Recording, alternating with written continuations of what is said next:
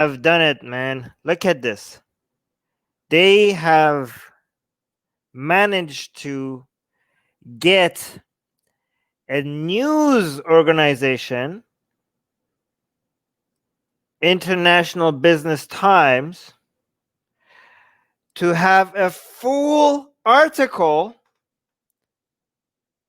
covering not just Sexy Cali, but our t-shirts of Sexy Cali.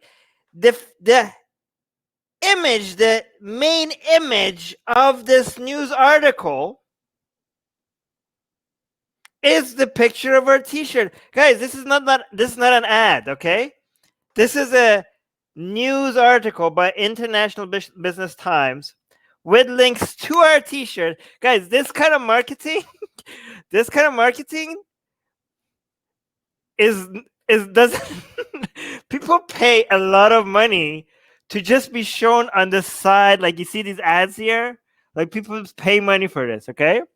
But to be front and center in the news article with the t-shirts, with the links to the t-shirt, okay?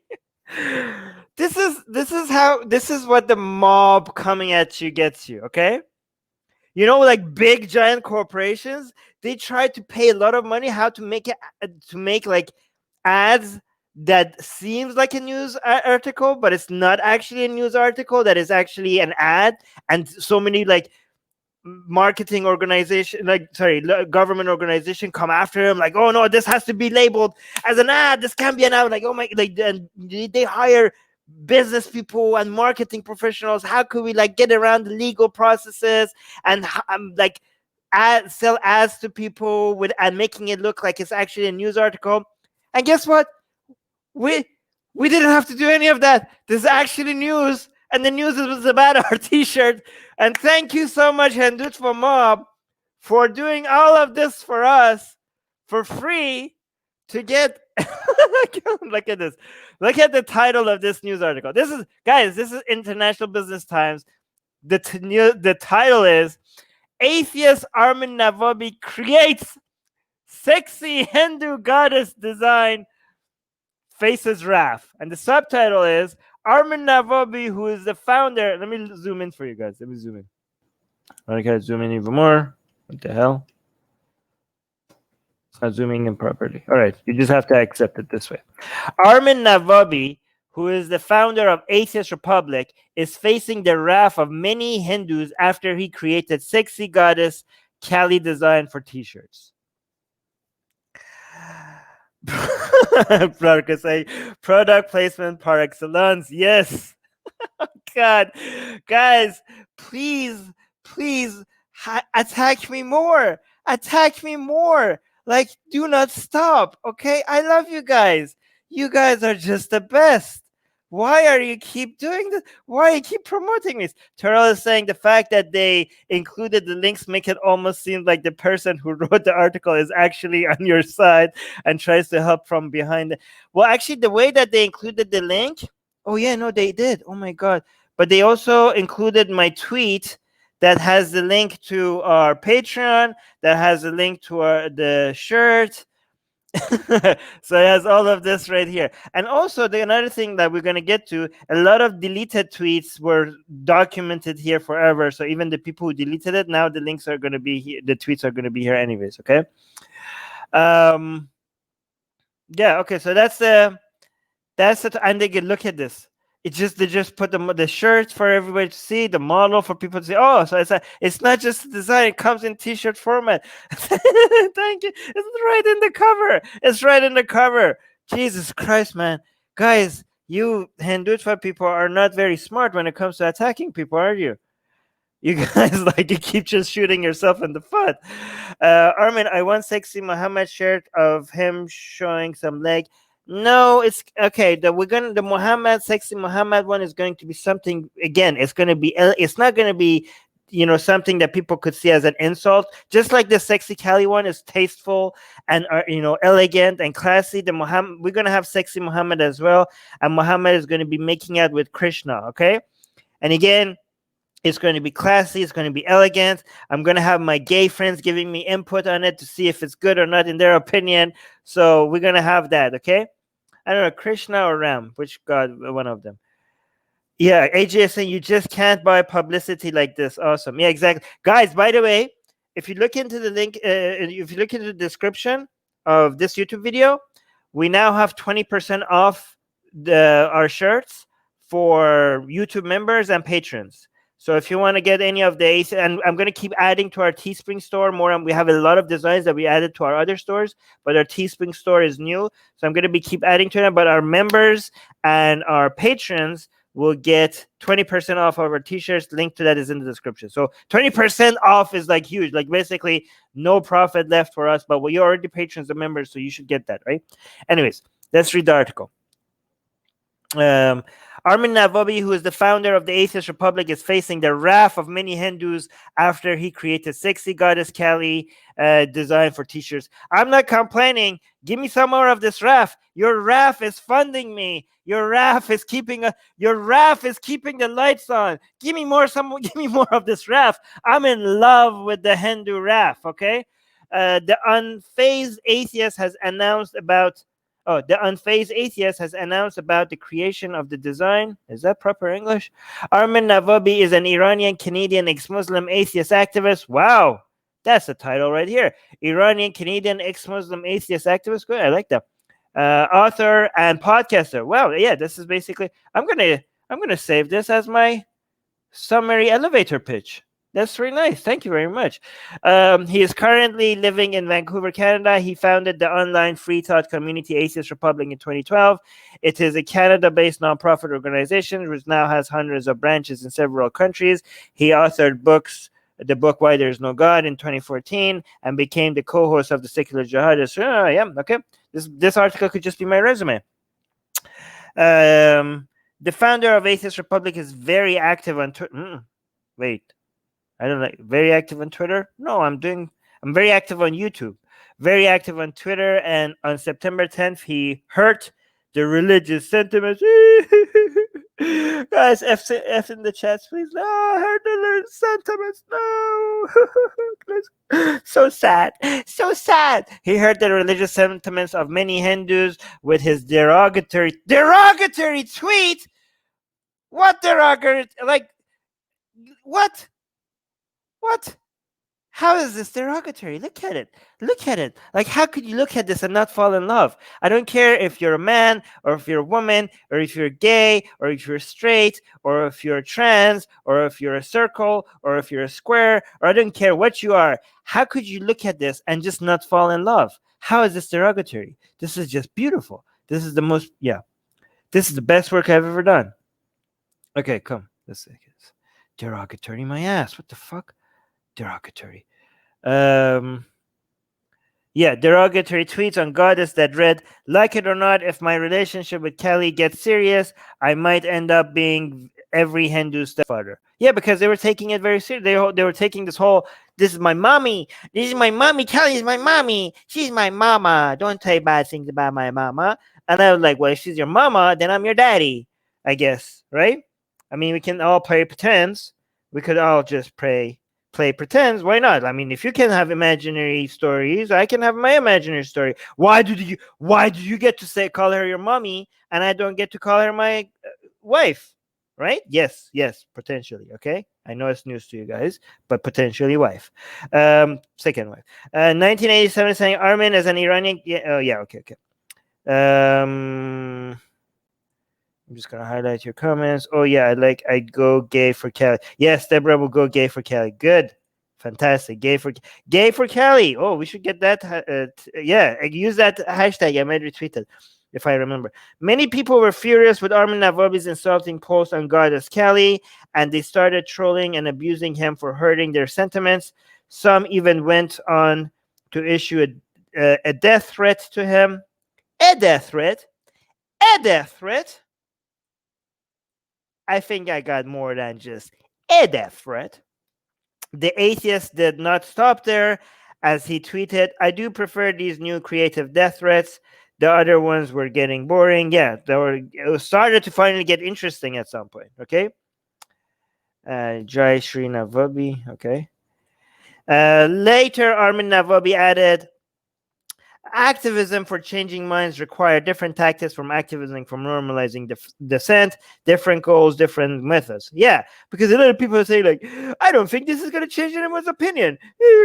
Like, yeah, I know. What the fuck? Everybody like when I like desecrate the Quran and have the Allah is gay sign, and people like, I don't prefer this kind of activism. I think we should like read the Quran and criticize it, look at the verses and see, like Hamad Mehta, fucking moron, right? Him admitted like Armin is an ex-Muslim. Why can't he just like criticize the Quran intellectually and look at the verses?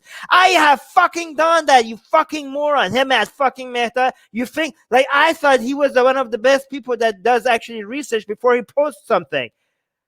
Yeah, I do that most of the fucking time. That's what I do more often. Look at how many times I've analyzed the Quran and the Hadith on YouTube compared to the times that I put desecrate. Like I did one desecration of the Quran and you all lost your mind. And I have done hundreds of analysis of the Quran and you guys haven't even fucking noticed.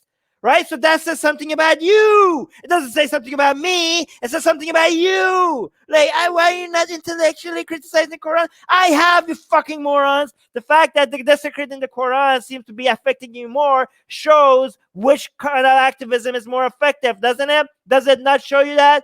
Right? So another thing, like, oh, Muslim, if you desecrate the Quran, Muslims are not going to change their opinion. No fucking shit. That's about something else, you fucking idiots.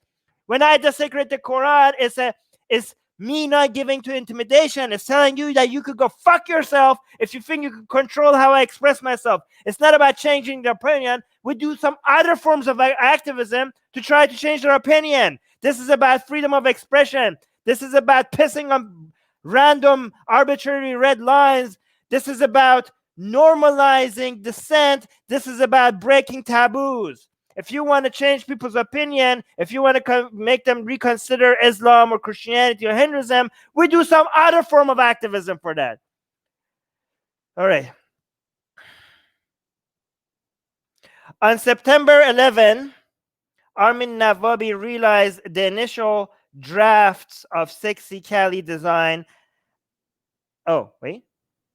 Released the initial draft of Sexy Cali design and captioned it with, "Look what you have done. Are you happy now?" Wait, no. Okay, this author has no idea what they're talking about. This was the caption of the Cali in hijab. Okay, this is a caption of having some AGA here, AGA who's in the live chat. He went and edited Cali and he put the hijab on Cali.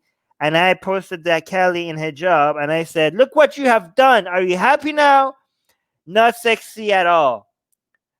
I simp for Cali still. Yes, even in hijab, I simp for Cali. The initial okay, this is another tweet. Do you mixing the tweets with each other? So that tweet ended here, and this is another tweet saying the initial drafts of Atheist Republic's own Sexy Cali design are looking so good. I can't wait to share it with you all. Maybe just embed the tweets. You suck at posting the tweets. Armin Navabi released the final design of the goddess on his Twitter account on September 14th. Wait, I didn't actually realize that was September 11th that I posted the Sexy Cali in hijab. Very fitting that was on September 11th, eh? Armin Navabi. Okay, so on September 14th, we released our own final design, the one that you guys see, the one that AJ has right now as his profile pick. AJ, do you go by he or she? But yeah, so here. And captioned it with, "We said we'll design our own sexy god and goddesses. Here's the first hashtag Sexy Cali. Get it on a shirt here, and here's the link to that. We'll design a new god every month if we stay above 150 patrons. Help us stay there." And then we link to our Patreon account. Guys, our Patreon is at 171, by the way. Guys, if you want to support our Patreon, link in the description. Once we hit 200 patrons, we're going to have hadith. We're going to take, look at this, Islamic hadith, okay? We're going to turn them into comic strips the most ridiculous hadith that I could find in Hadith Bukhari and Hadith Muslim, and even other hadiths. Why not? We're gonna find the most ridiculous hadith possible, and we're gonna turn them into comic strips. And we're gonna and then once we have like 100 pages, or maybe like even less, maybe we're gonna have 50 pages. We're gonna turn it into a little comic book and put it on Amazon or stuff like that, and maybe give it. Oh yeah, free PDF version to our YouTube members and our patrons, and it's yeah, for sure. So yeah, check that out. Do that, or maybe free PDF version for everybody. Free PDF version for everybody. Free PDF, because more people need to see that Islam is ridiculous. Okay, so get us to 200 patrons. We're gonna have comic strips of Islamic hadith. We're at 171 right now. Link in the description. Get us there. Thank you. Oh, and I said next design is going to be Cali and Sita making out. Guys, I have the first drafts of Cali and... Do you guys want to see the first drafts of Cali and Sita? Ooh, maybe I'll show Cali and Sita making out. Maybe I'll show you guys the first draft, huh? Do you guys want to see? Is that something you guys want to see? Let me make sure I open it another page so you guys can see. Okay. Remember this first draft of Cali and Sita making out? This one is just a very rough draft, okay? A very, very rough draft. So it's not gonna, the face is gonna look weird. So don't judge by it, okay? It's just the structure, the positioning, and everything like that, okay? It's just the positioning. It's not going to be, the face is going to be cute and everything. So the face is going to look weird, okay? But this is just the initial draft, okay? So this is the positioning right now, okay? So this is just meant to show where the hands are going to be and where the body is going to be, okay? Yes, AJ is saying you have a draft already. Yes, this is it. Okay, so this is going to be Cali, because you can see she has multiple arms. This is going to be Sita. Okay, what do you guys think? Okay, do you like the positioning? Okay, so Cali has a lot of hands to do a lot of things with, right? You can see one on the boob, one on the face, one on the back, one rubbing the butt, right? Do you guys like this design? All right. Okay, cool. And I like the way that they're both on their knees. I think that's pretty hot. Yeah. No, that's not Sita. Sita is thick. No, that's Cali. You can't see Sita's butt. Oh, what am I doing? Okay. So let's put this down here. Okay. So I said next design, Cali and Sita. Guys, I promised you. Oh, Suha is saying, wow, loving it already. Great. I promised you that we're going to have a new design every month, didn't I? I promise you. So when I say when we hit 200 patrons, we're going to have a new hadith strip every single month. When I say we're going to do that, I mean it, okay? I mean it. And again, it's going to be free PDF version available to everybody, okay? Not just to our patrons. Our patrons make it happen, but everybody will have access to it, okay? I have seen... no, it's going no, it's just a kiss. It's not pornographic in any way. Vicky is saying, Armin, you untitled. Okay, sure. All right. Many people, especially Hindus across the globe, were disappointed and angry with Armin Navabi's insulting design again. Insulting design. You're insulting me by calling it an insulting design. You have to say, this should have read, many people, especially Hindus across the globe, were grateful and praising Armin's beautiful design of the Hindu goddess. This is how this should have been read. All right? People are like, wow, look at this. Other people from other cultures are celebrating, or from other backgrounds are celebrating our design. Isn't that amazing? Wow, people are interested in our country and our culture and our mythology. How awesome is that? Imagine if I did this with like something Japanese, right? Would you think Japanese people would be offended, or would be like, oh, it's great. Other people are interested in our country. We love that. That's amazing. Wouldn't that be amazing if that was the reaction that I was getting? Wouldn't it be amazing if like a lot of Hindus were like, wow, more people around the world are interested in our goddesses. We love that. We don't own this. We want to share this with the whole world. You put your own spin on it. Why not? Many people... Okay, I already read that. Here's how people reacted to Armin Navabi's sexy goddess Cali design. Okay, so you know why it's not showing the tweet embedded? Because a lot of these tweets are like removed. Okay, here's an interesting thing.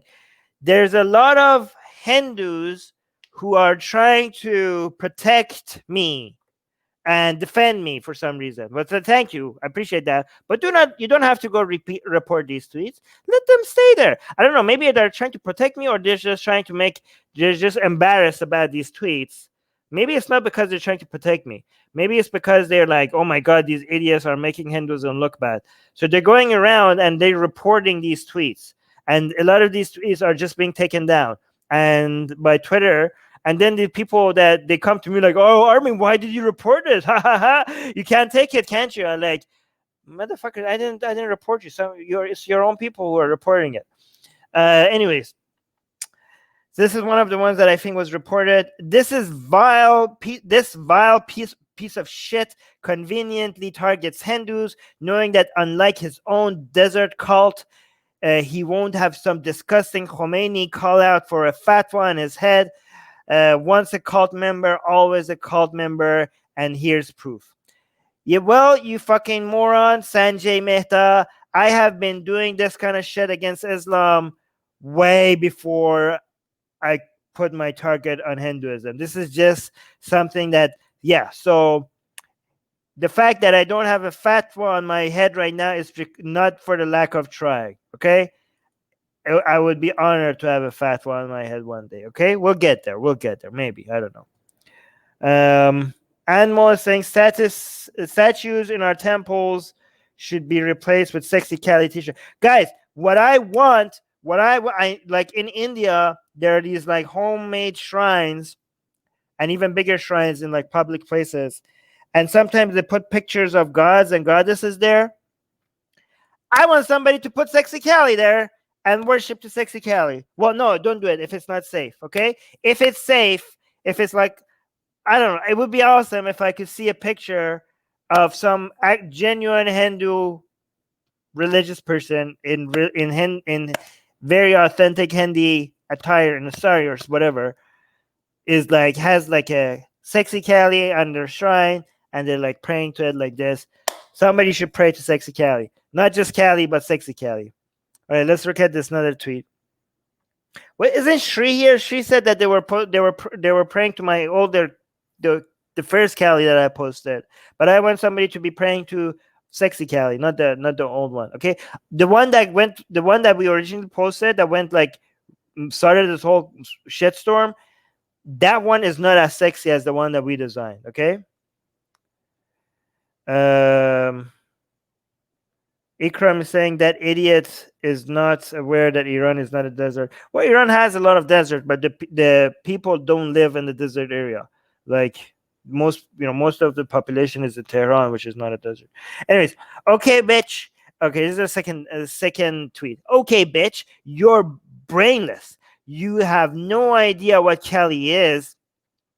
It just makes you look stupid, unethical, mannerless, brainless, and out of all guys, and out of all I mean, if you're calling somebody brainless, maybe don't say and out of all and then like just finish the sentence like that. And out of all new sentence, you failed as a human the moment you can't respect other people's belief and faith. Whoa, Mr. Genius. Thank you for shooting yourself in the foot by promoting my sexy Cali. I don't think I'm the brainless one here, but keep going, okay? What is this demand for respect? But I demand, like, you've failed as a human the moment you can't. First of all, that the moment you can't, okay, respect other people's belief and faith, you failed as a human. I would say it's the other way around, but I'm not a gatekeeper of who gets to be, who's a failure as a human or not. So I would be tempted to say it's the other way around, that you failed as a human if you actually respect people's beliefs and faiths just because they hold those beliefs and faith. I'm tempted to say it's the other way around, but I would not, because I think there are a lot of great humans that have accomplished a lot of great things, even though they're religious and even though they respect other people's beliefs for no fucking good reason. I mean, they're idiots in that aspect, but they could be very good human beings in other aspects. My God, we got a €5 super chat by Marco. Marco is saying, if you ever get to insulting Christians with graphic depictions, the Holy Trinity threesomes looks like a perfect and obvious choice. I want to have Mother Mary making a... Guys, I'm more tempted to have lesbian kisses. I understand that I have to like do equal, like if I keep focusing on women, people are like, why are you making only the women sexy? Well, I'm a straight man, okay? That's what I'm more passionate about. But I am gonna do Muhammad like kissing Krishna as well, right? But when it comes to Mother Mary, I'm tempted to like I rather not have the Holy Spirit. No, when it comes to Christianity, my first thing is going to be Mother Mary making out with a Hindu goddess. I don't know which Hindu goddess, but one of the Hindu goddesses. Okay, yeah. If you've noticed, I'm very biased towards lesbian scenes. Okay, I think you guys have noticed. But again, the Holy Spirit. How could you have a threesome with the Holy Spirit? Is like a dove? Is like Jesus being fucked by a dove? Is that going to be? Are we going to do that? Yeah, we're going to have Jesus being fucked by a dove. No, I mean we can't do. It can't be pornographic. Okay, so if it cannot be pornographic, Jesus Christ is going to be making out with a dove? Okay, this is becoming weird. Okay, I don't want weird. I want elegant, classy, and interesting and beautiful to look at. I don't want people to look at it like normal people to look at it and be disturbed.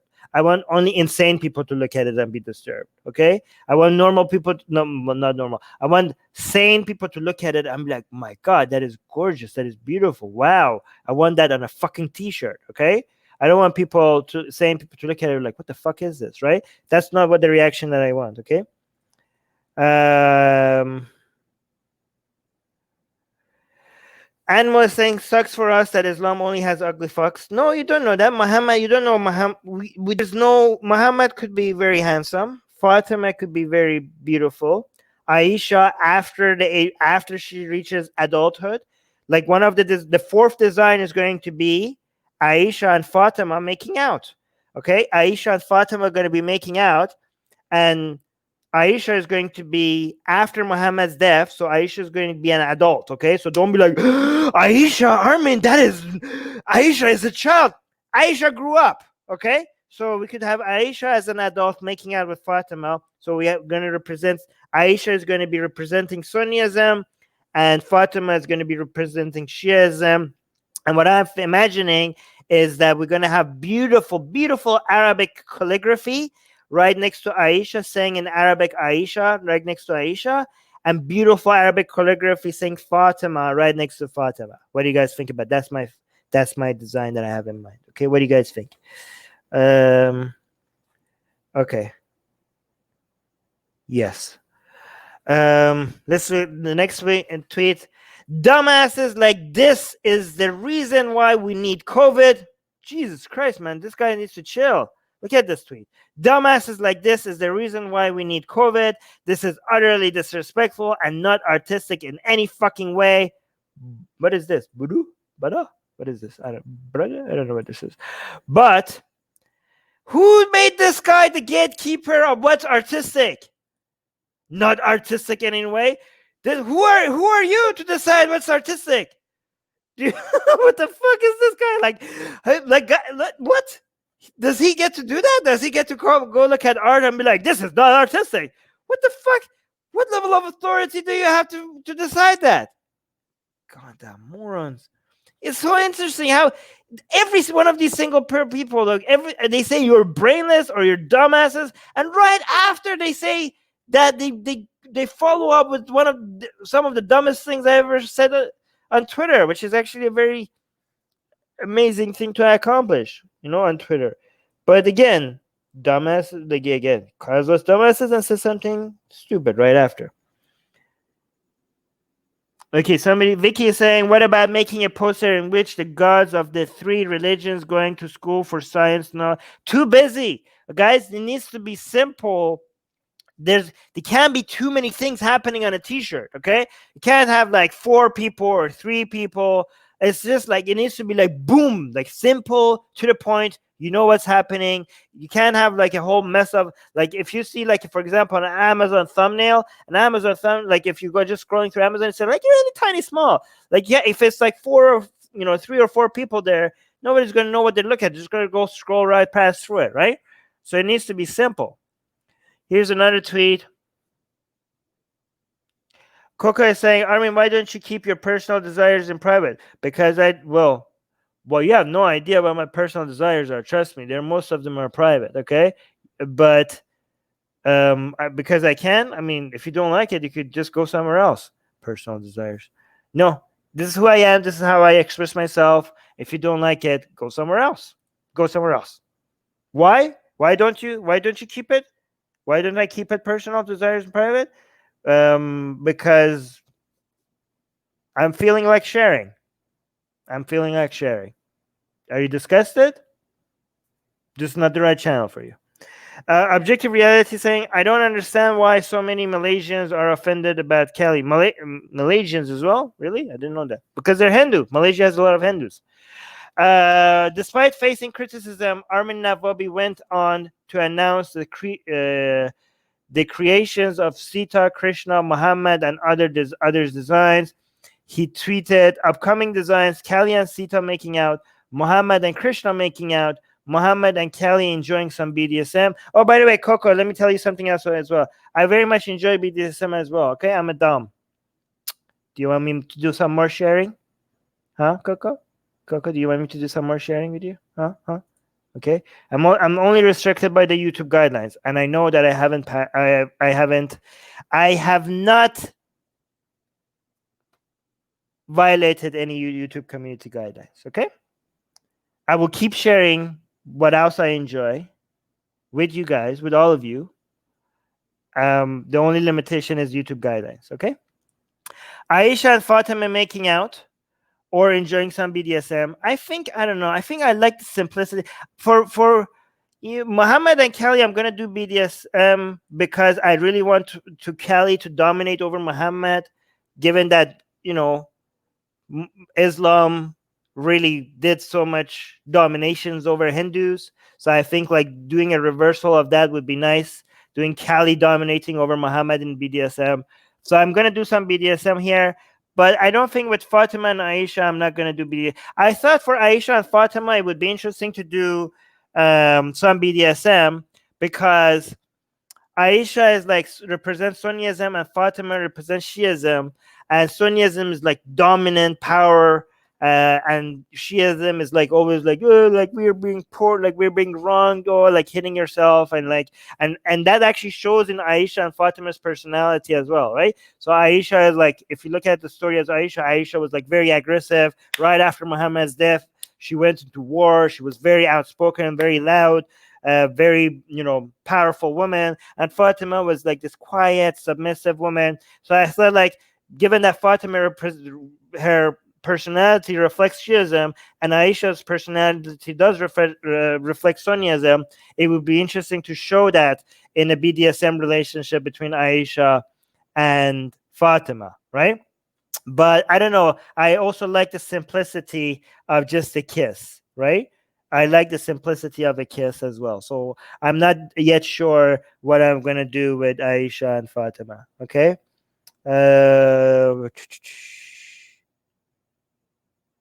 Making Muhammad wear a hijab. No, that's so out of, again, guys, when you create fan fiction, you can change a little bit, but you can't go too much off. Like, you have to be true to the characters a little bit, okay?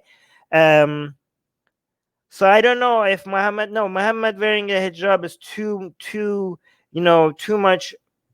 It's not being true to the source material, okay? So okay, this would be okay. I also clarify here. This would be Aisha after Muhammad's death, when she's an adult. Support these projects. Yeah, I also link to our Patreon, so for people to support these projects. But yeah, look at this idiot. This Anika lady, she's like really, really butthurt. She's like one of the most butthurt people out there. um, and she keeps posting things about me that is meant to be an attack, but I really enjoy them. I'm really glad that it's not showing the entire tweet, because she made me look like a big demon, or like a pagan spirit or whatever. And there's like these naked ladies are like dancing around me, and it's like really, I'm glad that the naked ladies are not here, because I don't think YouTube would like that. But Twitter doesn't mind it. Twitter is okay with it. But it was really nice. Made me look like such a um, badass. Like, look at me, look at these abs, look at these muscles, right? And I had naked ladies dancing around me. I was like, is this like an attack? Let me see the caption. In return, we did one of you would be rude not to, right? And she think like, look at the. She really thinks like she has like got me. Like, she keeps posting things against me, and every time I'm like, is this really an attack? Because I like them. Send me more. Anyways, oh, here's the hijabi one. This is the Cali in hijab, the one that I said that I was sad because she's not sexy anymore. Yeah, fucking metal. You're right. Uh, damn you, Armin. Yes, damn me. Man, I'm really enjoying the fact that these people are so desperately trying to find ways to stop me, but they can't. Like, people like, oh my god, you're gonna get him arrested or this and that. Do you guys know that the worst things that could happen to me is still not gonna stop me? Okay, even if you manage to kill me somehow, there's gonna be like, you're gonna motivate people around the world to respond. Again, guys, if I die, sexy Hindu gods and goddesses, turn that into an annual event. Make sure it backfires. Make sure it backfires. Okay, sexy Hindu god and goddesses annual event every year. Okay, just like my draw no so draw a sexy Hindu god or goddess.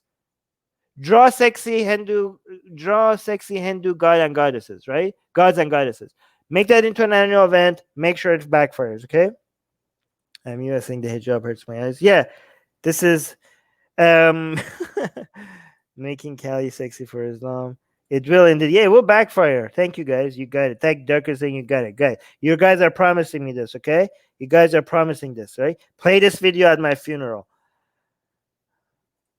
Okay, let's continue. Oh, look, they link here. They link to They link to our Patreon up here. They link to our T-shirt here, and they also link to our shirt over here. Thank you so much. The link to our YouTube video, Hindutva Conspiracy. Oh, so they promoted our YouTube channel as well. Thank you so much. Who wants to? Anybody wants to show up here? Do you guys want to come up and talk to me? Our members. Here, I'll do this. I didn't know Coco was so sex negative, by the way. Ooh, this guy is giving me like middle finger, motherfucker,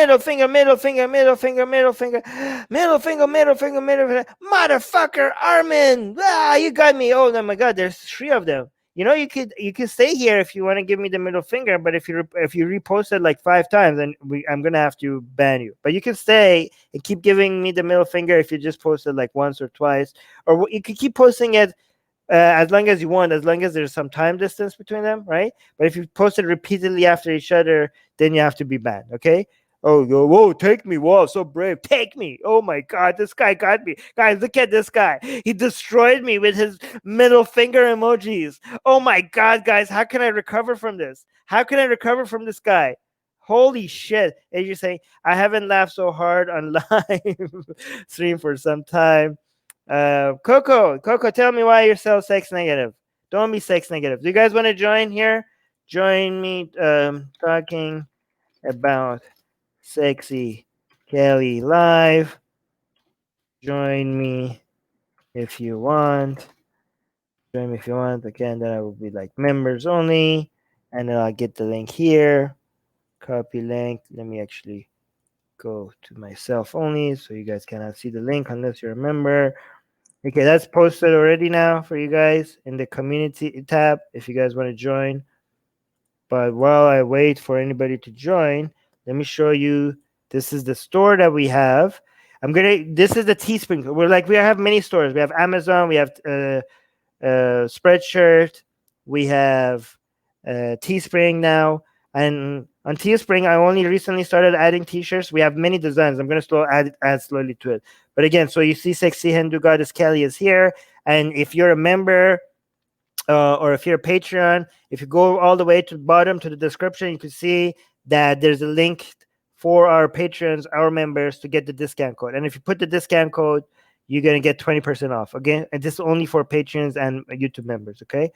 Oopsie. Okay, let me close that. Oh, wait, let me see. What do I want to show you guys? Oh, guys, another thing I want to show you guys. If I go to the Discord server, middle finger, yes. How are the sales on the sexy guys? British Pakistani Aisha is saying, how are the sales on the Sexy Cali? We already made all the design costs back. Okay, so all the money that we spent on the design is back. Okay, so that's good. Oh, somebody already joined. Ali, you're on. Oh, Ali left. All right, guys. So if you see, this is our Discord server. Okay, link in the description. And on our Discord server, there's this channel called Video Recommendation. I'm looking like you guys recommend video. He's here. Oh, Ikram's here. Ikram, you're on. Wait. Let me adjust my phone. It's doing some weird stuff today. Okay. Yeah, hi, Armin. Hey. Yeah, I was watching a few of your videos 2 years back, and you were talking to Kushal Mishra, I think. Yes. And now I realize that, these people who are pretending to be atheist, in that particular talk show, I felt like instead of you superimposing the Abrahamic view on the Hindu ideology, it was the other way around, actually. He's the one who actually superimposed the Hindu idea of free thinker and atheism on the Islamic world and on the Abrahamic idea. It seemed like that very much. How and so? It's like you see that he wants some kind of a Jordan Peterson kind of thing among the Muslims. In any way. Sorry, say that again. The Jordan Peterson. See, the Jordan Peterson. Mm-hmm. So he wanted some kind of a Jordan Peterson thing to come in the Muslim world, or his emergence in the Muslim world, which is like a snowball chance in hell. Because the fact is that Islamic scriptures are so clear and so precise that this is how things are. Nothing can be changed. This is how Quran are. This is how the punishments are. They cannot be altered. So how can you have a Jordan Peterson in the Muslim world? So I don't know. I just find his views very postmodernist, some kind of a bullshit, which I don't really understand. Well, I disagree with a lot of his views, but I do appreciate, what I want to celebrate, though, when it comes to people like Kushal, is the fact that we are able to have civil discussions with them. Do you know Absolutely. what I mean? I think that there's two groups of people that we deal with, right? The people that we have disagreements with, but they are having friendly and civil discussions with us about it. And then there are people like the mob that you just saw that came after me. And I think these are completely two different categories of people. And I think promoting the fact that we can have civil discussions with people like Kushal is more important than the disagreements that we have. Like the fact that we could even talk about it. Like right now, I think... Yeah, go on. Yeah, sorry to interrupt, No, why isn't he coming to support you? This Kali thing, I don't think so. Kushal needs to be infuriated. No, I can't expect I don't expect anybody from India to come and support me. And I know that a lot of people from India are supporting me right now, but Kushal, that is their choice. Especially Kushal.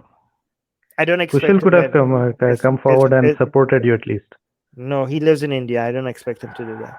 It's too much. After the overwhelming response that I have gotten, right? Mm-hmm. Do you think anybody in India with that high of a profile, do you expect them to come and defend me? Man, I have reporters that just liked my tweets and they're coming after their family.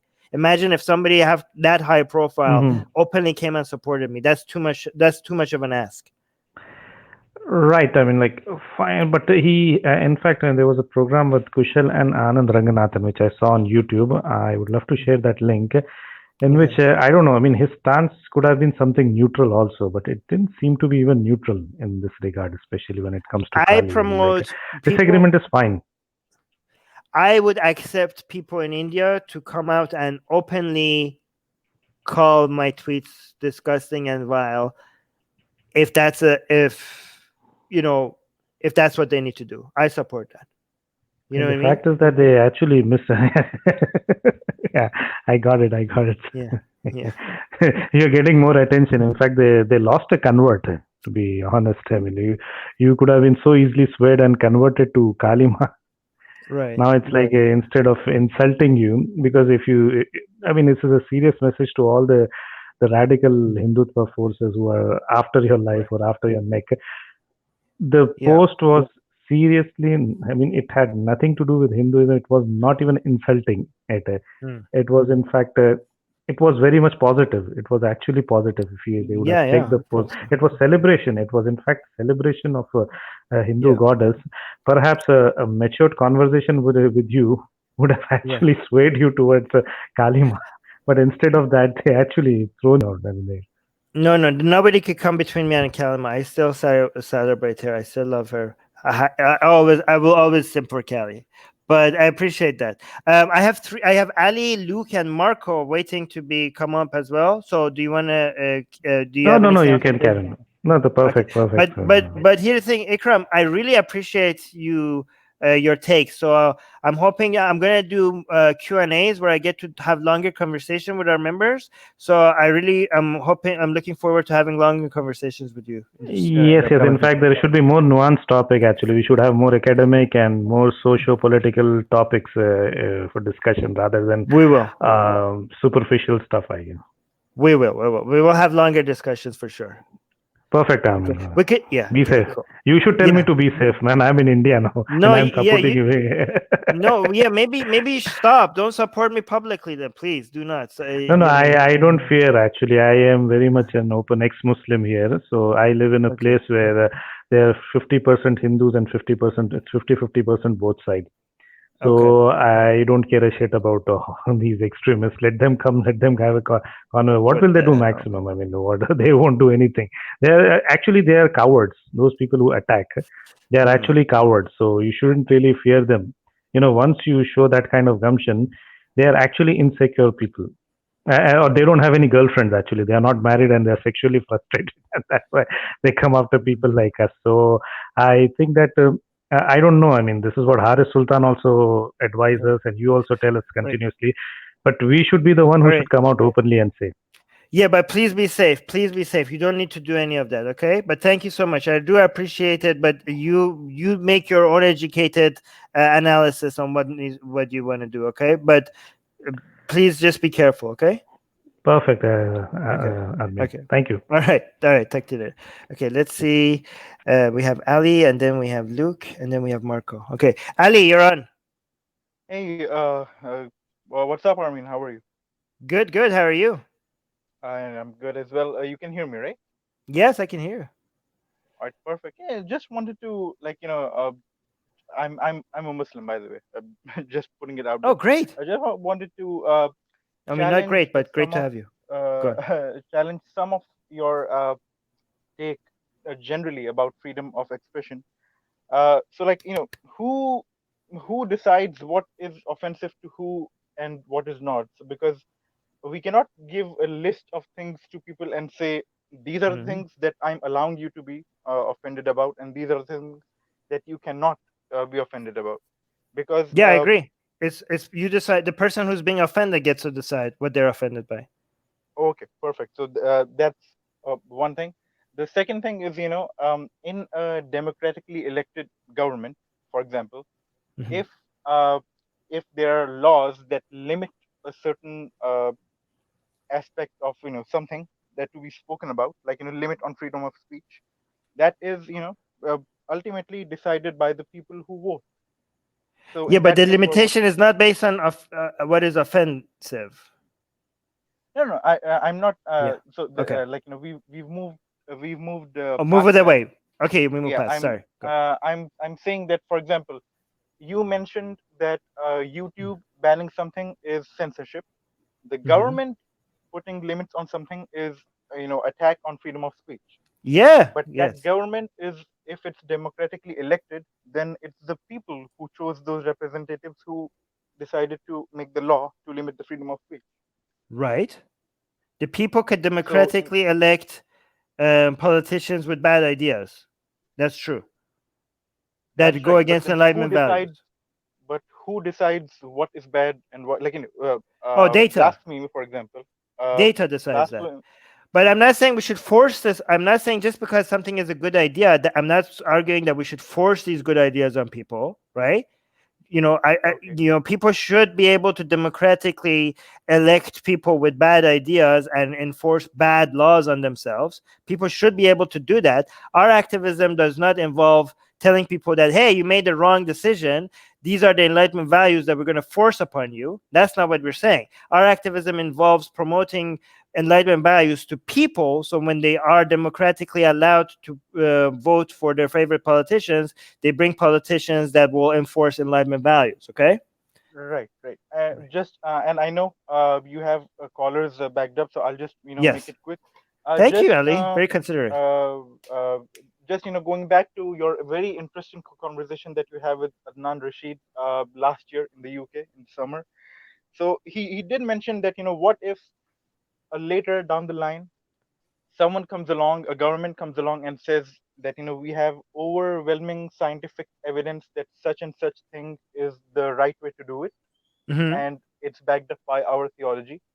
And what if it's not right according to you?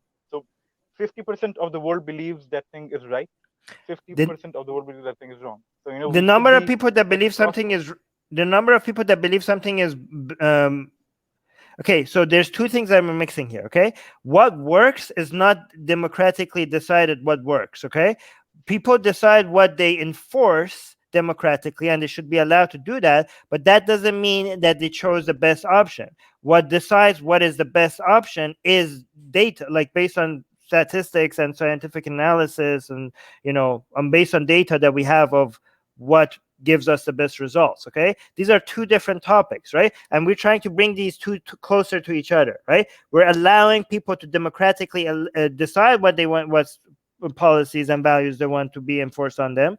But that, just because we're letting them decide that, that doesn't mean the best options are being chosen. What is the best option? That is not up for popular opinion. What is best, the best option? You could, again, I'm going to plug this book, Steven Pinker, Enlightenment Now. There's a lot of resources here to show you which values work, and what, there's a lot of data to back it up. So this is a book that I suggest you read, okay?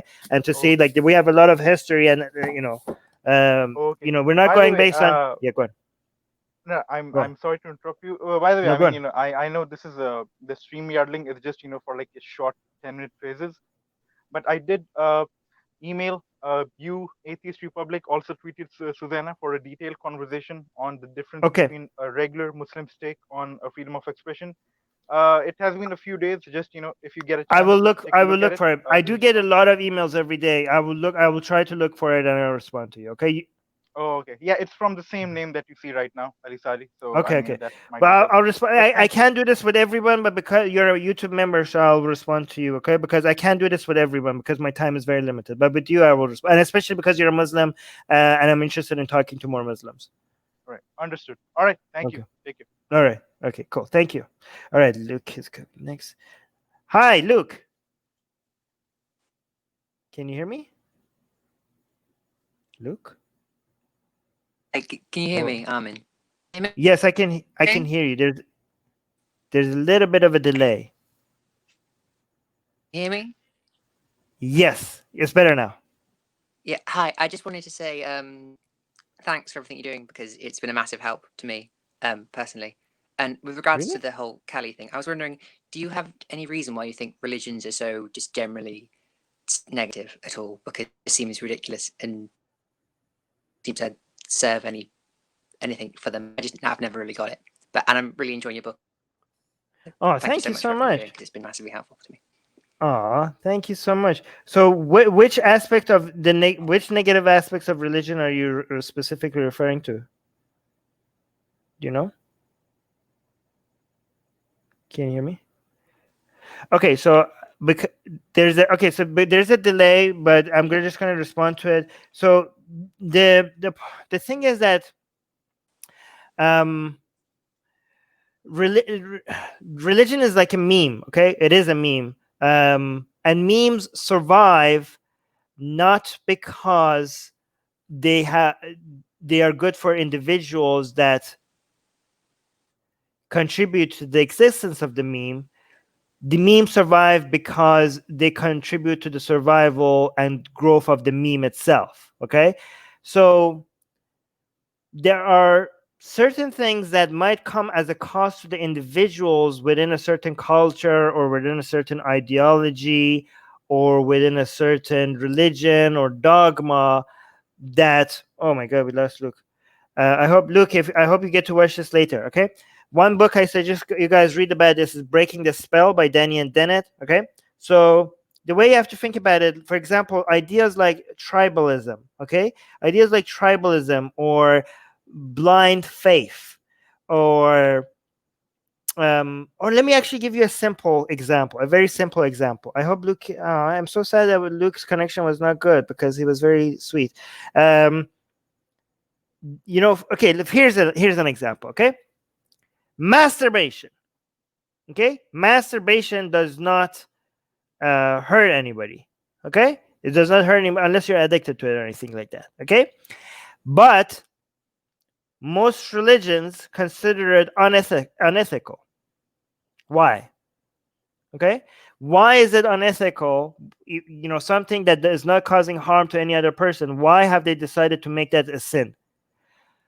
Because it has served an evolutionary for the sake of that meme, that religion, it serves an evolutionary purpose. And this is not because some mullahs or priests decided like, oh, let's add this here because this makes us survive. No, the religions that had the attributes that made them survive longer, just by natural selections of the memes, just managed to grow faster and grow more. Okay, for example, something like masturbation, for the fact that that's a sin makes people feel like, because most men especially will fail at not committing that sin, and when you fail at not committing that sin, you feel like you're dirty, like you're disgusting, that you need a medicine that the church or the mosque or the synagogue or whatever is selling you. Okay, so the purpose, the purpose, I say purpose as if it's intelligently designed, but it's not intelligently designed. It just happens to be there because it worked. But so just use the word purpose with a grain of salt. The purpose of having a sin like that is for you to fail at it and want to cleanse yourself and be in need of the religious organization over, so it's in favor of the meme, but at the cost to the individual within the meme. Okay, and another way to think about the evolutions of memes is, imagine if you like randomly select many different. Let's say you have a machine and that randomly generates religions, okay, like with different commandments, with different mythologies, just like randomly creates them, and you make 1,000 of them and you throw them all around the map on the globe. Okay, and then you fast forward the time by like a couple of thousand years, and then and then you see like all these 1,000 religions, most of them went extinct, and then after a couple of thousand years, only 4 of them became major world religions and are dominating over the planet. And then you look at these major world religions that dominate over the planet, you see, why did they survive? Why did they grow so much? Because they just happen to have the mythology and the commandments, and that takes advantage of our greatest fears and our greatest desires in a way that it serves in the best interest of the survival of the meme, but that doesn't mean that that's the best thing for the individual. Okay, so that's the Darwinism of memes. And again, a great book to read on that is Breaking the Spell by Daniel Dennett. Okay, Marco. Hey, Armin, Hey, do you hear me? Yes, I hear you. Always great to have you here. I've been actually awestruck because of your answer to this person. Oh. That this was great. Actually, this was perfect. But why I was calling you is, I think I finally realized why left-leaning people are on average, of course, more intelligent than right-leaning people. And I have a hypothesis, of course, not a theory. Okay. Hmm. If you have watched the movie Gods Must Be Crazy, if you remember the Bushman Society and their dealings with cobras, it's a very popular movie. So God the must be best crazy. approach to face a cobra when you are a person is Mm. to avoid it, right? Hmm. That's fair. But Yes. also, cobra is meat. Meat. You can eat it. It's, you know, nutritional value is high if you can kill it. Okay. And now Right. you have this situation. So uh, either you avoid it or you do something about it. And if you are right leaning and you are less intelligent, then of course you don't try any other approach. But if you are left leaning, you seek other solutions. So you try, to circle around the cobra to make it tired, then grab its tail and How do you smash it. know this is left? This has anything to do with left leaning or right leaning? Because this is progress. Right leaning is conserving the current situation. Whatever we do now, right leaning people would like to keep it this way, which is not wrong, by the way, since we are doing it this way. Left Mm. leaning people are trying to change something. And Okay. if they are not more intelligent, then the change will kill the society. You understand what I Mm. mean? Okay. Oh, you're saying okay, okay. I see that. Okay, only the smart people who changed the society survived. The ones that changed society for the worse went extinct. But if I don't know if it's because when it comes to the evolution of intelligence, it's very, very complicated. And when it comes to with genes that are so complicated as it's not like an earlobe or like an eye color, right? So it takes more. Like I think the left right leaning way of looking at the world, that's way more recent in our evolutionary biology, and I don't think that you had enough time to be able to make, like, I don't I'm think not, enough left leaning people went extinct for that change to be yeah, go on. I'm not Yeah. talking about politics when I'm talking, I like know. years ago. I'm talking about people who want to Yes. change something that worked for a long I time, but they Right. want to improve it. So Mm. if they are not intelligent enough to improve it, then they will ruin it, right? Right. So you're saying that the left-leaning way of thinking is more. I don't think. Here's the thing. The reason why I don't think that is true is because we get to interbreed with each other, right? So our gene pools are not separated for that to work. The only way what you're saying will work is that if there's a barrier between these two gene pools. That's how evolution Hmm, works. interesting. But you also know that the more attractive and the more intelligent people choose each other for partners, and Right. this goes also for the less intelligent and less attractive people. So Mm. it's sort of a selection, right? Right. And and look at you. I mean, I'm sure I have never seen your wife. I'm sure she's pretty, right? I'm sure she's intelligent. So this is what I'm getting from it. And if you look like 100 people, I think this was another comedian. I don't remember his name, but he said fives marry fives or six or fours, or eight marry nines, or you know. And I'm not talking Yeah. just about good looking. I don't I'm know. talking about. I think we need an evolutionary biologist to And this is exactly comment. why I told you you should talk to Brett Weinstein, and he's probably willing to talk to you. Oh yeah, I hope so. Yeah, I'm gonna reach out to him for sure. Yeah, Okay. definitely. You need him on this channel, definitely, because he knows. Well, I He knows know me. more about. He knows me, so I might have a chance. But yeah, I will do that. Yeah, yeah, yeah. I actually recommended you to him, and I'm a lay studying evolutionary biology, but I studied enough to understand certain things. So please Mm. get him here. Ask him everything. He's a good guy, and he's smart as hell. Probably even smarter than you. So Yeah, definitely. yeah, Sorry. But okay, yeah. thank you so much, Marco. Okay. Good suggestion. I will look into that. Very well. Yes, Okay. thank you. Okay, thank you.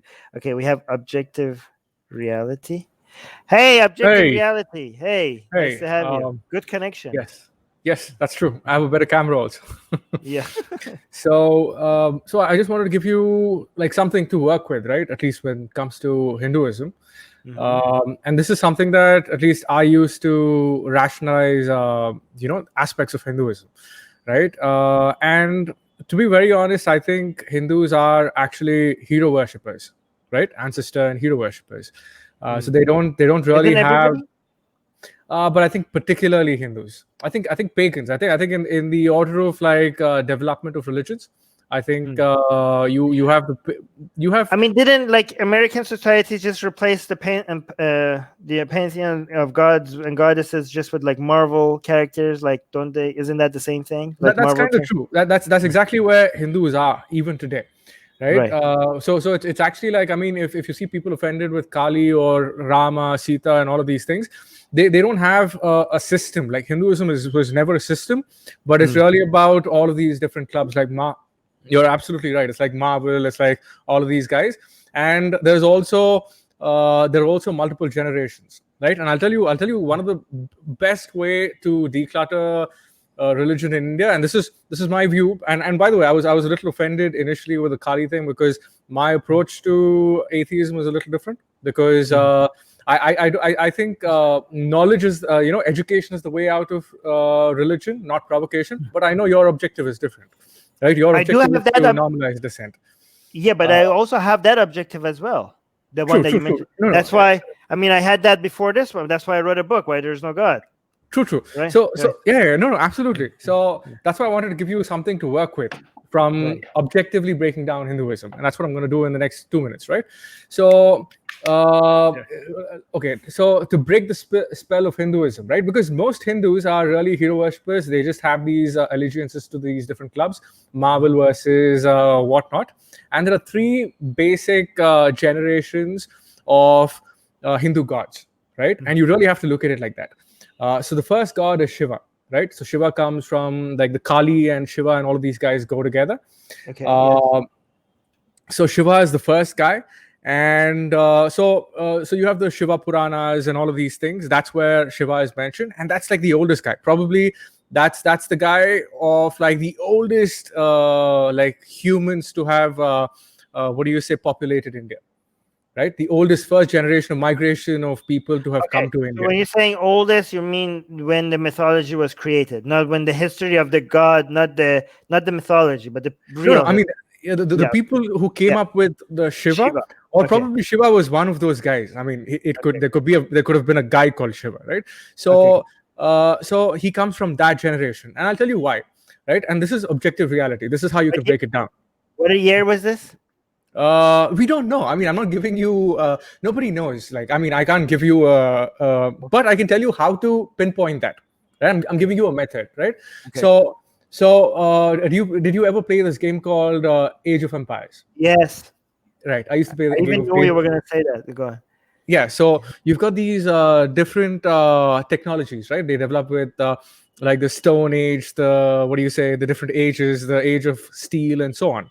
Right. So similarly, you will see three different generations of mythology in India. One is with Shiva, the next is with Rama, and the next is with Krishna. Right. So in the Shiva's generation, you will see only melee weapons mostly. Oh. So they're only militia. So the technology is only limited to militia. So Shiva must have been around the period when melee weapon was the only kind of weapons or weapon technology that was known to humanity. Okay. So he's around that period. We don't know. I mean, you can point it to whenever, probably pre-Egyptian, the Egyptians we know, but you could say he's very tribalistic also. Even the society that's described is very tribal, from a sense that they're probably bands of like 150, 200 people. That's it. Like the entire Shiva Purana is about people of that volume. Like they don't have cities, they don't have any of that. Right? So Shiva is really of that period. Next is Rama. So Right. Rama, right? So Yeah. Rama and Sita. So this is and you have Wait. Hanuman, right? Oh, the monkey one.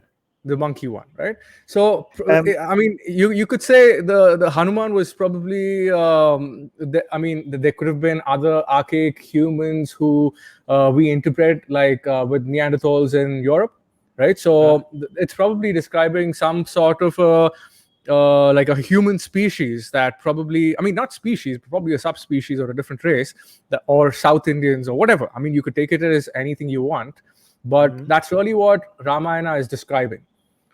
Okay. Right. So you, but with in Rama's period, the weapon technology shifts to ranged weapons, which is Rama is always depicted with bows and arrows. Okay. Right. So we're looking at a period when probably humans. There's another wave of migration that came to India, and so they interbred with the archaic people in India, and they had developed ranged weapons by this time, right? Right. And but these were all city states, because Rama is supposed to be the king of Ayodhya, and Ayodhya is a city state, so kind of like the Greek city states. So Rama must have lived around the period when early Greek civilization was going on, right? So just look at just look at the weapon technology, and you will understand this entire because technology is objective. You can, I mean, you can think of everything else could have been lost to history, but technology they're describing is going to be pretty objective, right? So Krishna, the last one is Krishna, and that is the Mahabharata period, right? So the Mahabharata period is the period where chariots come into the picture, horses come into the picture. So this is the cavalry technology. So this is the period when cavalry becomes quite normal. So whenever Mahabharata took place, it was a cavalry technology. They had chariots. So this is most probably when this is the period when probably the Scythians who migrated to India. This is probably the Aryan period or whatever. In fact, my opinion is really that this is just my view. But my opinion is Rama is probably we have common lineage with say the Iranians, right? So early Iranians and the Rama period is probably of that first migration, and the Aryans are probably like Indo-Europeans who came down later, and that's when the idea of the Mahabharata and those stories came into the picture. But you can by the way, clearly a lot of people in the live chat are disagreeing with you, but this is just your hypothesis, not this. Oh, this is definitely no, but this is definitely my hypothesis. But at least I'm rooting in objective reality, from a sense that I'm not basing it on that happened there, this happened here, because all of those things are muddled in history and stories and narratives and all of that. But the technology is certain, right? From a sense that the only technologies that are described in the first. And I'll tell you another thing. The people in the Rama period, for example, Ravana, the opposite side of so the enemy of Rama, actually worshipped Shiva.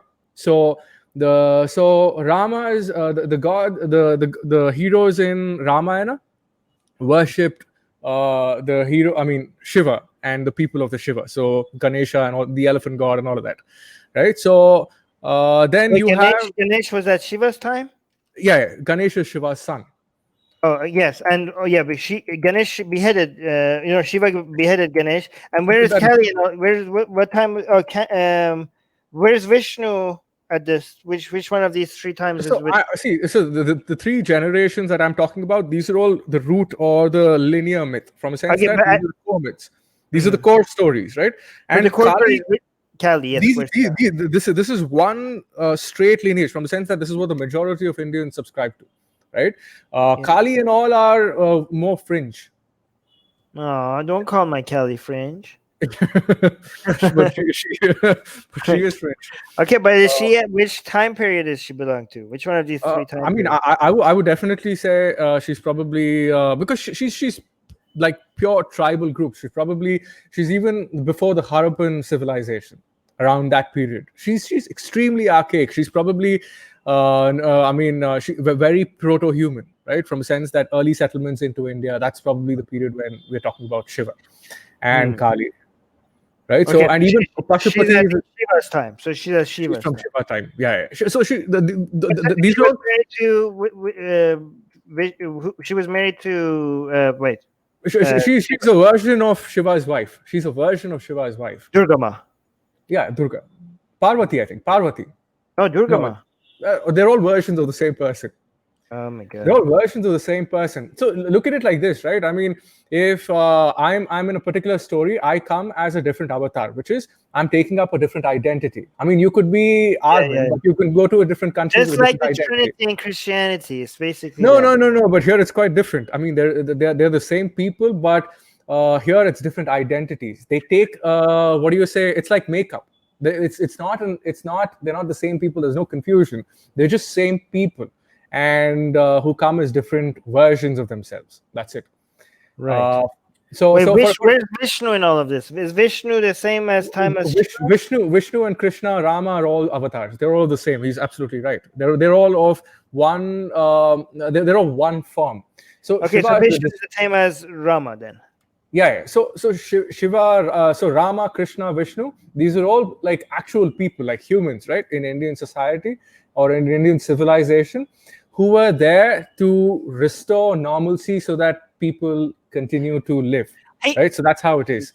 So when there's an imbalance, why is it that whenever I speak to any Hindu about any of this, for every Hindu that has one view on Hinduism, there's like 1,000 Hindus that's saying this guy doesn't have it right. Oh, this is completely wrong. And then when I bring one of them on, the people that said this is wrong, and when I talk to them, then there's a whole bunch of other 1,000 people like, oh my God, no, this is all wrong. Like it seems like, I mean, there doesn't seem to be a right version. So if there is no right version, nobody gets to say that any of this is wrong because there is no right in any of this.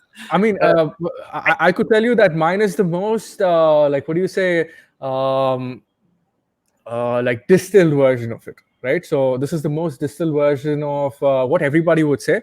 And also, I would have to say that, fuck off. I'm telling you that. So anyway, but this is the most distilled version of it. I'll tell you why. Because I really don't care about the myth, right? And also, I'm only talking about it from like, and also, I mean, you have to look at Hinduism as the culture of, say, a subcontinent, which is like Europe, right? It's like Europe. So you have different myths everywhere, and but they're all what do you say? Variations of the same thing, the underlying story. So they're all what do you say? Stories which come from human migration within the country or within this geographic region.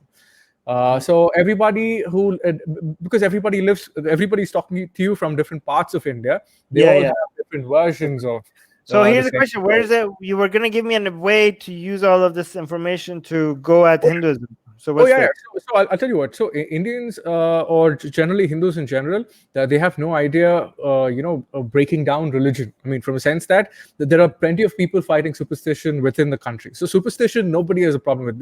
Everybody agrees that Hindus have a problem with superstition, and but you really have to see that superstition exists mostly in the fringes of Hinduism. From a sense that an educated person like me, or an educated person who's living in a very urban environment, isn't really going to be superstitious to a very large extent. It's the rural population which is a problem. And by the way, whatever you're going to attack is not going to reach them because you're too English, right? You're too global. But if you really want to change Hindu, because everybody in the cities already accept these are all our problems. We all accept it, right?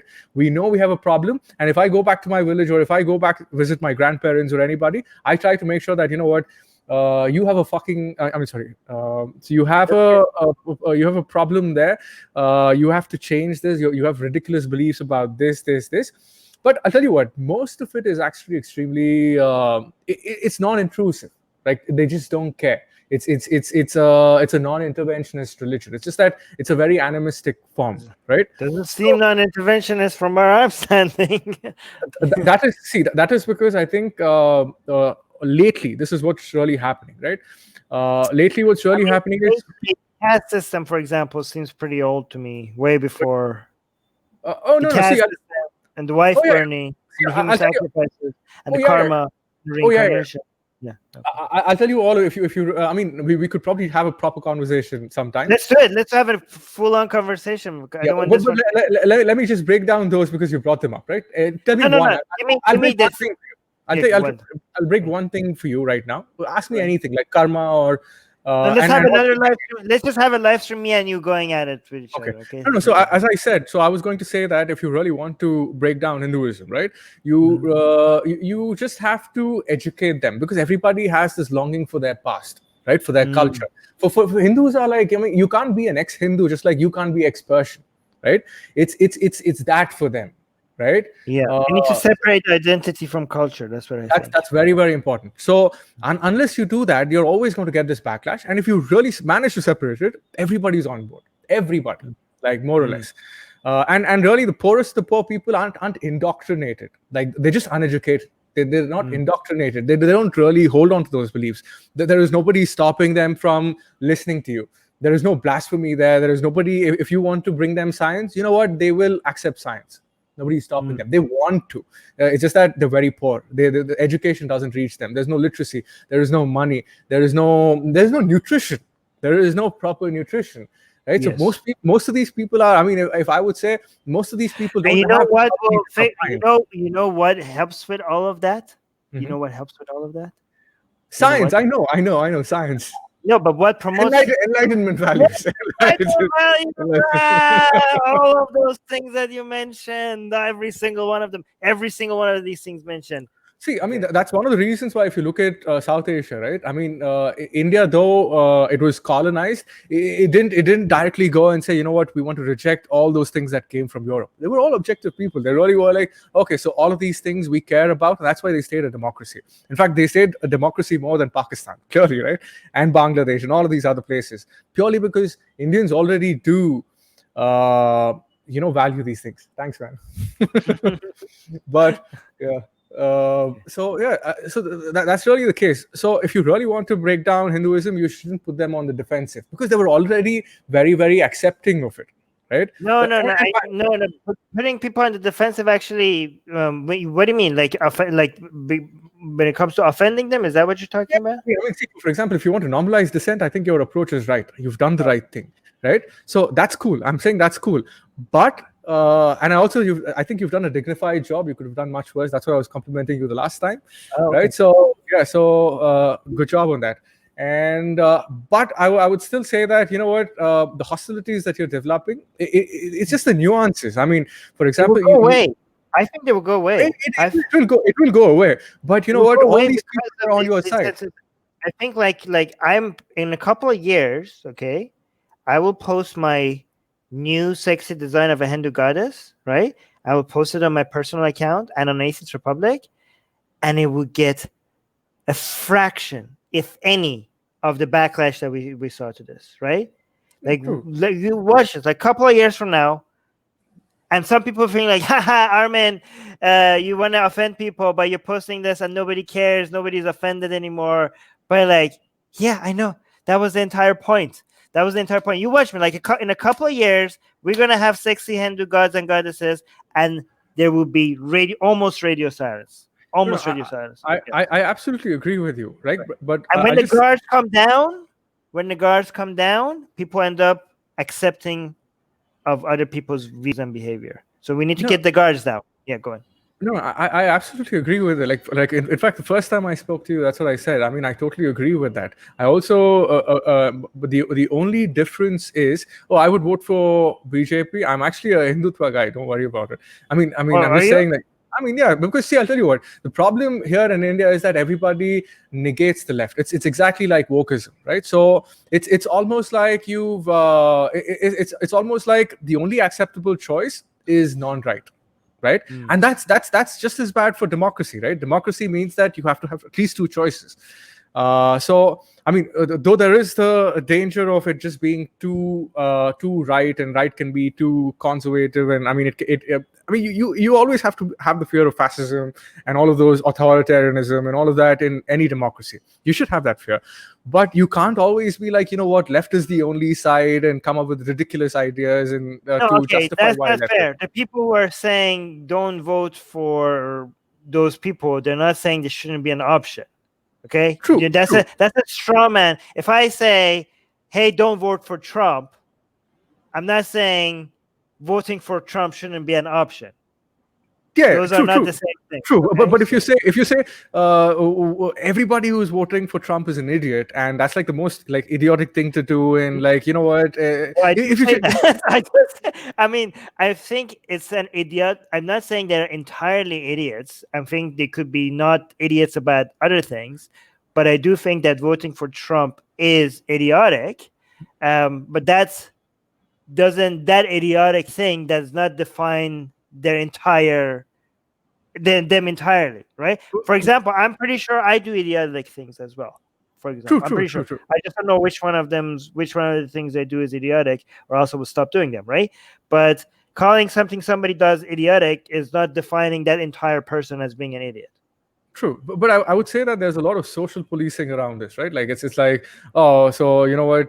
If you like Modi, then you're also a fascist. You're also an authoritarian. I mean, and also, I mean, there's a you don't understand the ground realities, right?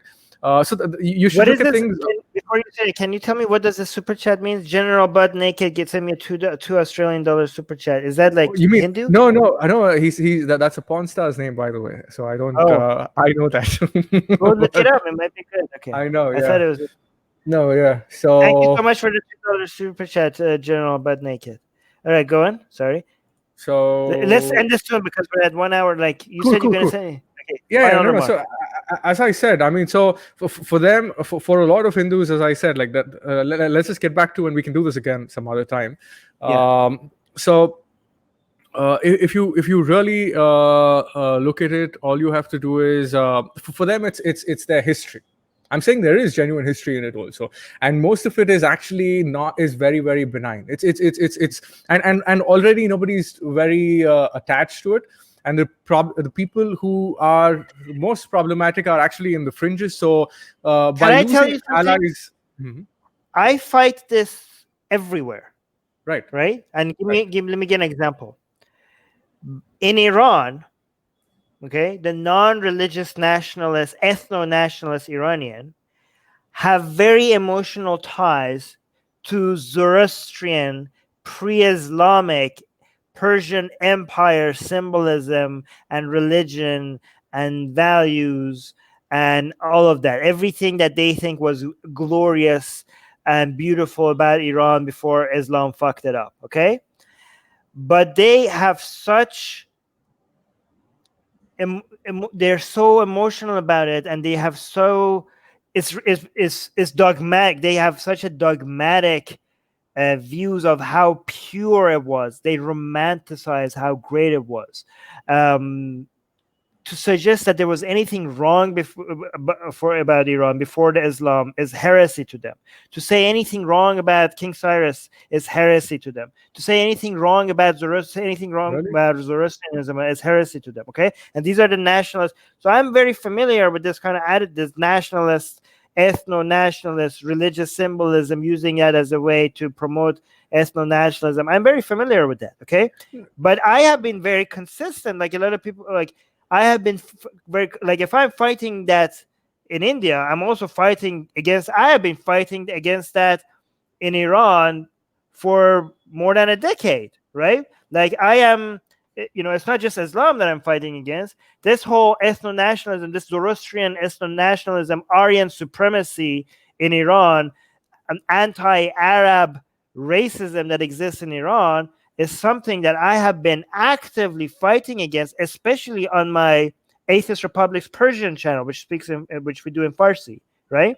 So these are not new things that I'm fighting. I've seen this many, many times in many, many places.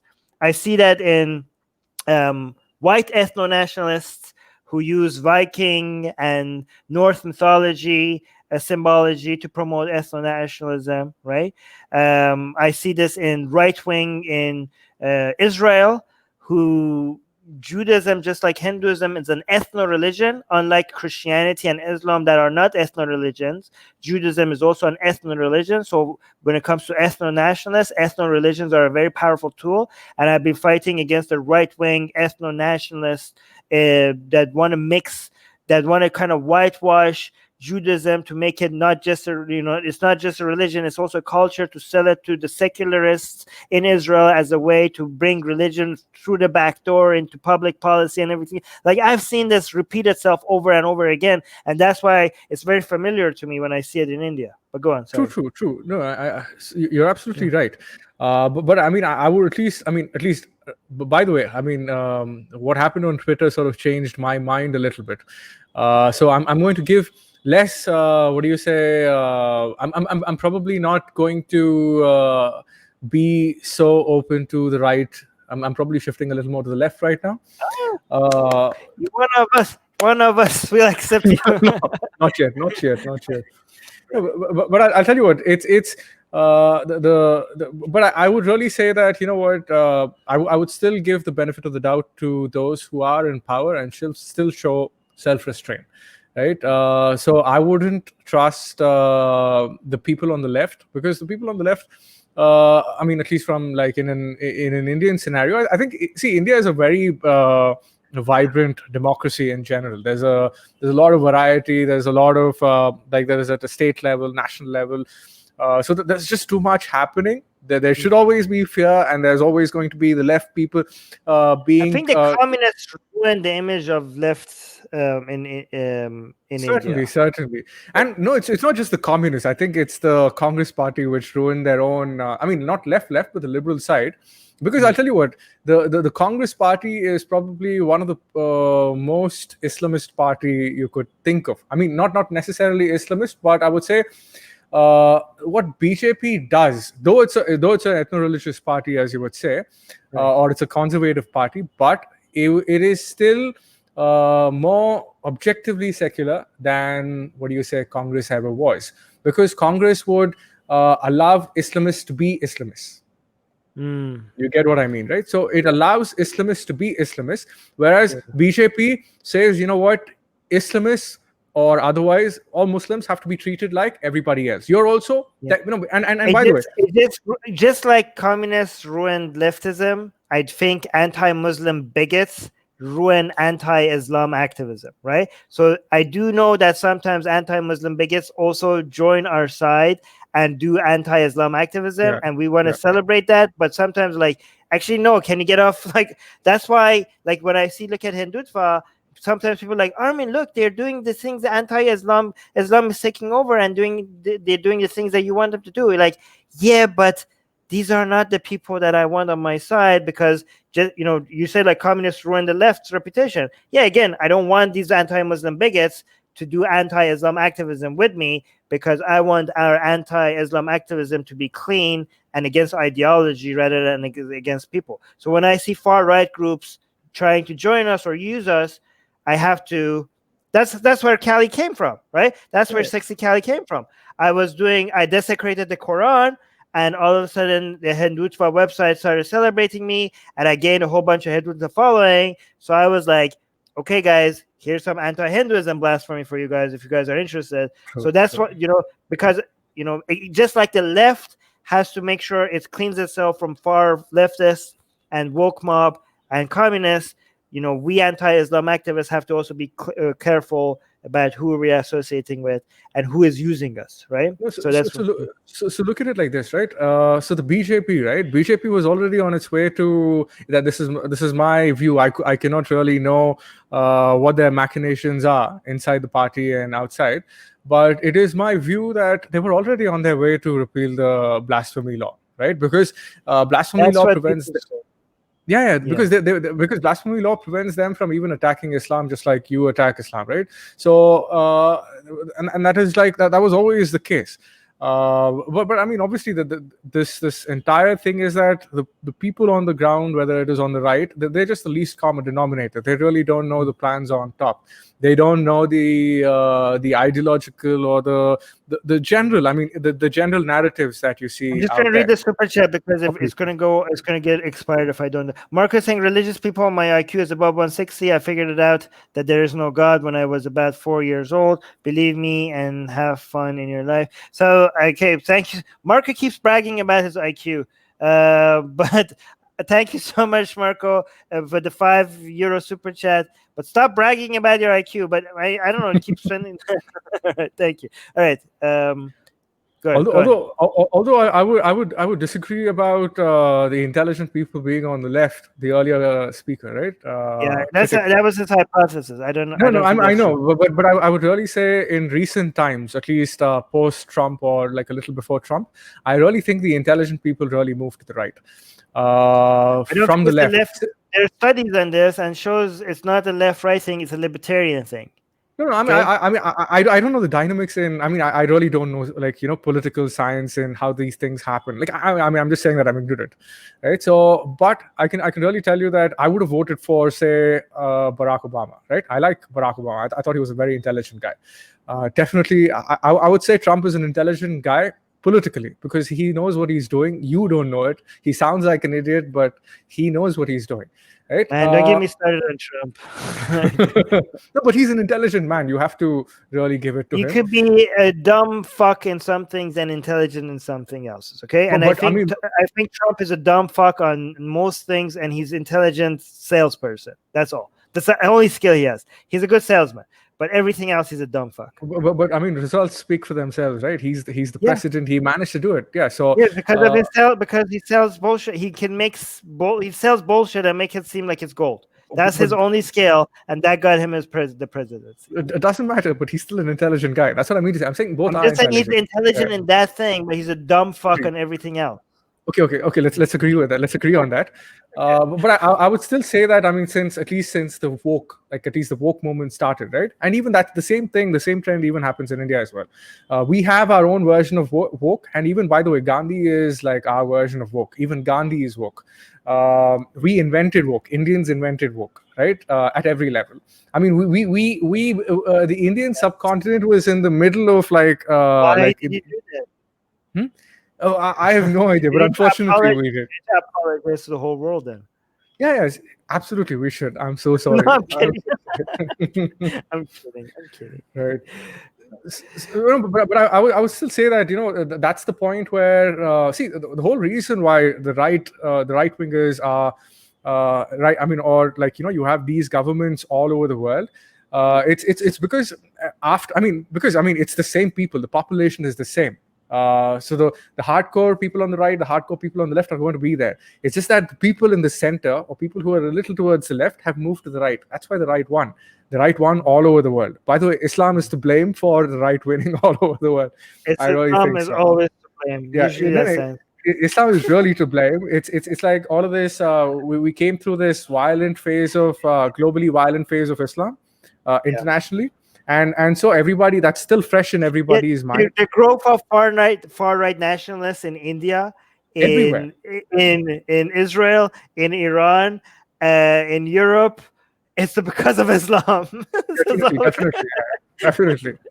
Yeah, definitely. So yeah. But if you have to see the people in the middle, the most intelligent people are actually the people in the middle, because they are flexible. Intelligence is just about being able to recognize what is true, right? That's all there is. Being objective about things. I really think. Last point. Yeah. No, people have just moved to the right, and that's what I was going to say. But anyway, the last thing I wanted to say is that if you want to tackle Hinduism, as I said, Hinduism is like being Persian, right? Being Hindu is like being Persian. You cannot attack Hindus or their ideas and not expect a response. And I'm saying it's reasonable to expect a response. I'm not saying that it is right for them to respond that way. Of course. Right. The reason why we do this is because there's a response, so that we could make it so that the response is less. Yeah. Of course. Okay. So now what they need is an objective version, or the objective version of their own history. They just want to see, how do I relate to Ram? How do I relate to Shiva? How do I relate to these stories? Right. That's all they just need to. They don't more mythology. They need to study other mythologies other than the one that they were born with. Oh, certainly.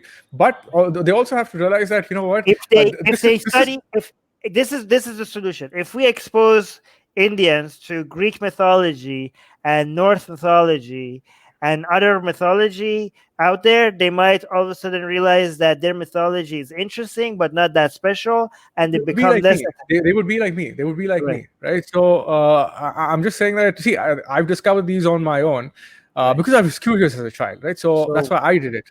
But at the end of the day, but again, as I said, I'm privileged, right? So I'm privileged enough to find the right books. We're gonna mix in other the internet. goddesses and introduce. You know what? If we keep, if you know, when I told people when we had 300 patrons, instead of making one new sexy goddess every month, we're going to make one new one every week. Okay, and maybe we could introduce Hindus to other goddesses by making their goddesses making out with goddesses from Norse mythology, you know, and Greek mythology. So we're like, hey, Cali meets what's that girl's name in Norse mythology? Freya? Right. I don't know. You know, meet Freya, and then we could introduce people to, like, do you want to know about her? This is her story, and I want to learn about. I really want to spend time learning about these mythologies, and I never had the time and opportunity because I had to be up work on like Islam and, you know, Christianity and woke stuff. But now, you know, I had like a lot of books that I want to read more about mythology, and now all of this is now giving me an excuse to do a deep dive in Hindu mythology and other form of mythology as well. So I'm very excited. Yes. So let me just don't. I mean, let me just finish this, right? Sure. Fast. Yeah, I'll just finish it with a very, very simple fact, which is, you know what? When most people say they're Hindu atheists, they're actually not wrong, right? I'm a proper atheist. I just consider myself ethnically and culturally a Hindu. But most Hindu atheists are really on that transitioning spectrum, right? They don't have a system which is keeping them Muslim. There is no binary there.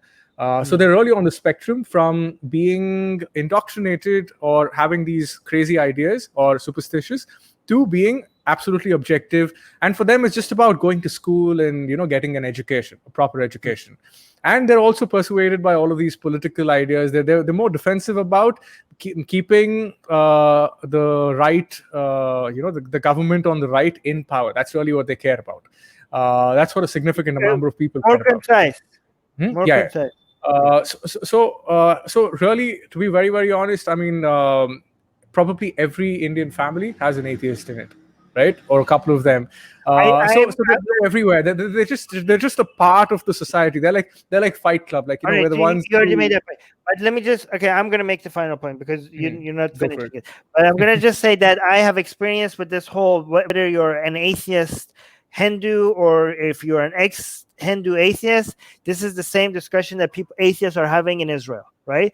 Am I an ex-Jew atheist or I'm a Jewish atheist, okay? And the reason why that confusion exists is because Hinduism and Judaism are ethno-religions, okay? So because they're ethno-religions, Judaism, just like Hinduism, could have multiple meanings. It could refer to an ideology, a religion, or it could refer to an ethnicity, or it could refer to a culture. And recently, but here's the thing. There's 3 meanings and a 4th meaning being added, both in Israel and in India. At the same, it's so interesting that how parallel this is. So for thousands of years, for many years, the word Jew and Hindu has 3 meanings. It could be referring to a culture, it could be referring to an ethnicity, or it could be referring to a religion. And people use it differently. And again, the fact that it could have 3 different meanings, people take advantage of that because sometimes they pretend that they mean this, but they actually they're meaning the other ones. And they use it. They're very strategic in what they actually saying and what they actually mean. Okay. And now both Israel and India is adding a 4th definition. You know what that 4th definition is? Nationality. So both India and Israel are now trying to make being a Jew or being a Hindu to have a nationality definition. So if you consider yourself a citizen of this country, you're a Jew or you're a Hindu. Okay, so they're trying to make like, okay, you're an Arab, you're a Muslim, but you need to be Jewish. You need to have some Jewish. If you want to be Israeli, this is the right wing philosophy in Israel right now. Then you have to consider yourself somewhat Jewish. You have to accept our culture. You have to accept the Jewish identity for you to be considered an Israeli citizen. So they're adding this 4th, and this is the ethno-nationalists are trying to add this definition. Same thing in India. They're saying this is a country. So Israel is trying to be a country, not just not just a country of mostly Jews, but a Jewish country.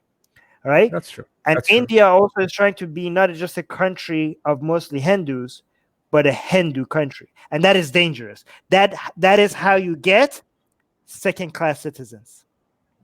That's true. Actually, I mean, you're absolutely right about that. And I think now you get the distinction. Yeah, you're absolutely right about all of that. Anyway, so we'll talk about this again another time, and probably we'll set up a call or something. I don't know, whenever you wish to. But I think I can sort of like break things down for you. In fact, I think if you manage to change my view, if you can make me call myself an atheist instead of a Hindu atheist, if you can manage to do that. By the way, if you can. If no, I'm not going to do it, but let's see if you manage to do it. Right? Here's the thing: you could still have your ties with Hinduism by calling yourself an ex-Hindu. Sure, yeah. Because the Hindu part will still be there, right? True. Yeah. So let's do this, right? So let's figure out. I mean, I don't know. Let's see if I'll try to play the role of a Hindu apologist, right? So let's see if. I mean, I consider myself an atheist, but let's see. But I'd be your best Hindu apologist. And if you can change my mind, I'm pretty sure everybody is easy. I mean, if you manage to do me, you'll probably get 1 billion people behind me, right? Okay, so let's probably have a call, and then we can figure it out. Right. Okay. So guys, if you want to see that and you're not subscribed, what the hell? What the fuck are you doing? Right? We're going to have this interesting conversation. So make sure you subscribe so you see it and hit the notification bell so you actually could join us live. Okay. That's right, guys. Some people in the live chat love you and some people in the live chat hate you, but it doesn't matter.